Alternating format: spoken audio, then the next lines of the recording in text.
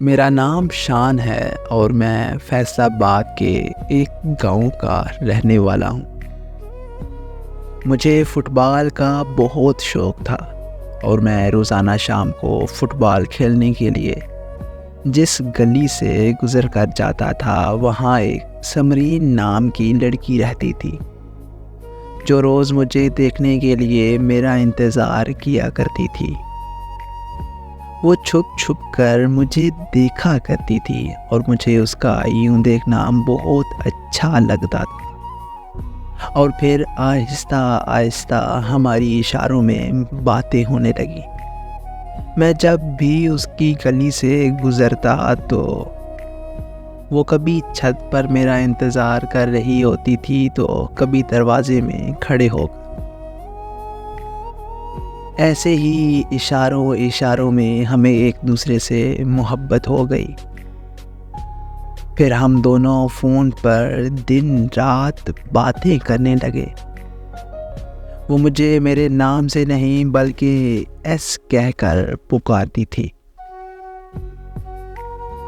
اسے تحفوں کا شوق نہیں تھا، پھر بھی میں نے اسے گھڑی تحفے میں دی۔ وہ بہت خوش ہوئی اور کہنے لگی کہ میں تمہارے تحفے کو ہمیشہ اپنے سینے سے لگا کر رکھوں گی۔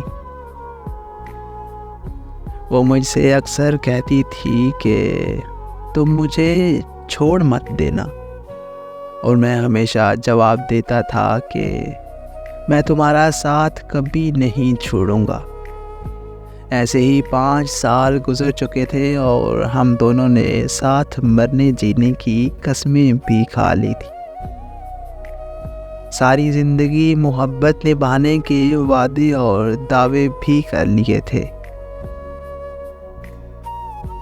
لیکن مجھے کیا پتا تھا کہ وعدے اور قسمیں صرف زبان کی حد تک رہ جاتے ہیں، کیونکہ جس کو چھوڑ کر جانا ہوتا ہے اسے کہاں کچھ یاد رہتا ہے، وہ تو بس چلا جاتا ہے۔ پاکستان میں نوکری نہ ملنے کی وجہ سے مجھے پردیس آنا پڑا، لیکن مجھے کیا پتا تھا کہ جس کے لیے میں خوشیاں خریدنے آیا ہوں، جس کے لیے میں دنیا کی ہر چیز خریدنا چاہتا ہوں، بلکہ جس کے قدموں میں دنیا رکھنا چاہتا ہوں، اس کے قریب میری کوئی اوقات نہیں ہے۔ جبکہ وہ مجھے کہتی تھی کہ پردیس جا کر مجھے بھول مت جانا، اور میں کہتا تھا کہ میں خود کو تو بھول سکتا ہوں مگر تمہیں کبھی نہیں بھول سکتا۔ اور آج مجھے پردیس میں آئے ہوئے 1 سال اور 3 مہینے ہو چکے ہیں، لیکن اس نے ایک بار بھی میسج کر کے میرا حال تک نہیں پوچھا۔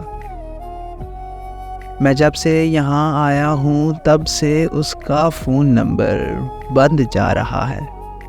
مجھے کوئی خبر نہیں کہ وہ کہاں چلی گئی اور کیوں چلی گئی۔ اس کی یادیں مجھے ساری رات سونے نہیں دیتی۔